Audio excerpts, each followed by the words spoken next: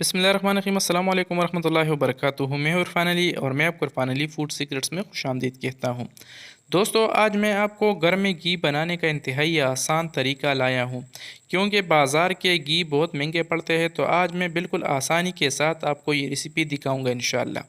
इसका ये किस तरह से तैयार किया जाता है और इसका इस्तेमाल किस तरीके से किया जाएगा, सारी डिटेल सारा तरीका आज मैं आपको इस वीडियो में दिखाऊंगा इंशाल्लाह। तो चलिए फ्रेंड्स, स्टार्ट करते हैं इस मज़ेदार सी वीडियो को। यहाँ पर हमने बीफ चर्बी लिया है, इसको हमने 3 से 4 दफ़ा अच्छे तरीके से धो लिया है और धोने के बाद इसको हमने पीसेस में काट लिया है। तो कढ़ाई को हमने चूल्हे पे रख दिया है और यहाँ पर हमने चूल्हा मीडियम रखा है। तो इसमें हम सारे चर्बी को शामिल करेंगे और मीडियम चूल्हे पे हम इसको पकाएंगे। पहले हम इसको अच्छे तरीके से इस कढ़ाई में फैलाएंगे, यानी मिक्स करेंगे, और मिक्स करने के बाद फिर हम इसको मीडियम टू लो चूल्हे पे पकाएंगे। तो अगर इस दौरान आप हमारे चैनल पे नए हो तो हमारे चैनल को भी ज़रूर सब्सक्राइब करें और वीडियो को भी ज़रूर लाइक और शेयर करें, क्योंकि हमारी यही कोशिश होती है कि हम हर रेसिपी को इंतहाई आसान और मज़ेदार तरीके के साथ पेश कर सकें।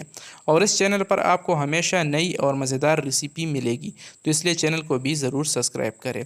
तो अब हम इस पर ढक्कन रख कर इसको हम पकाएंगे। तकरीबन 4 से 5 मिनट तक पकाने के बाद आप इसे देख सकते हो कि हमने जो चर्बी कढ़ाई में शामिल किया था, इसने घी को रिलीज़ किया है, यानी अब ये पिघलने लगी है। तो हम इसको मज़ीद पकाएंगे ताकि इसमें जो भी घी है ये इससे अच्छे तरीके से निकल जाए।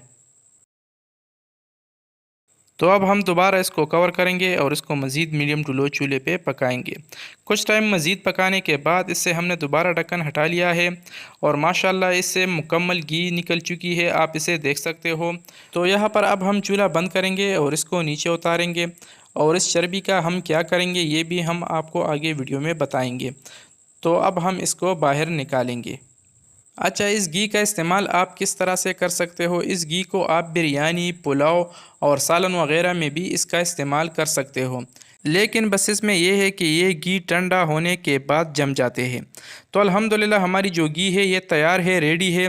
तो अब हम इसको बाहर निकालेंगे और इसको अच्छे तरीके से छानेंगे।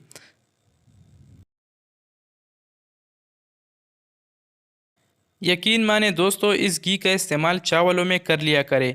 चावलों का जायका इस घी से मज़ीद मज़ेदार हो जाता है। तो हमारी जो घी है ये तैयार है, रेडी है।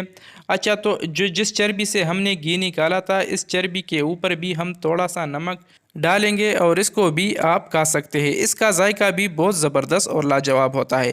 एक बार आप ज़रूर ट्राई करें। तो दोस्तों, कैसी लगी हमारी आज की आसान सी और मज़ेदार सी रेसिपी?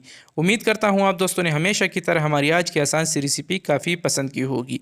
अगर वीडियो पसंद आई है तो वीडियो को भी लाइक करें और शेयर करें और चैनल को तो ज़रूर सब्सक्राइब करें। तो फ्रेंड, मिलते हैं नेक्स्ट वीडियो में, तब तक के लिए अल्लाह हाफिज़।